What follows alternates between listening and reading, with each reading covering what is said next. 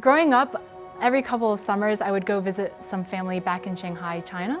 My grandfather actually started developing Alzheimer's disease, and as I started understanding more about the world, it was really tough for me to see that he was slowly losing memories and losing access to even telling time, remembering how to get home. It was really heartbreaking to see how deterioration of neurons would cause a lot of elderly to really struggle and forget their place in the world. My name is Grace Hugh, and I am from Long Island, New York. I am a material science and engineering major, as well as a computer science co-term student, and I am part of the class of 2021. I was very lucky to actually have, in high school, gotten a chance to kind of dabble in research.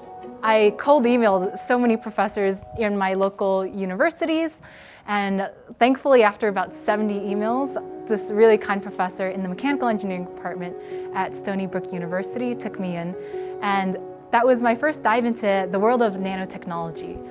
And I think one thing that I would love to explore more moving forward is how we can have stem cells differentiate and grow to form new tissue. And I think that will help for a lot of different diseases, and neurodegenerative diseases can be one of those. I'm really excited to specialize in 4D printing when I start my PhD next year. A lot of people have heard about 3D printing, where you have the XYZ coordinate and you do layer by layer building from the ground up.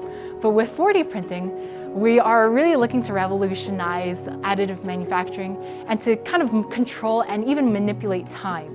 Time is this fourth dimension that we want to program materials to change shape or expand and contract or even self-assemble. So you can kind of imagine if you're going to Mars in the next decade or so, if you 3D print this dome and have it foldable and easily packable onto a rocket, if you just toss this dome out, it'll self-assemble into this like 3D shape, and maybe humans can live in that someday.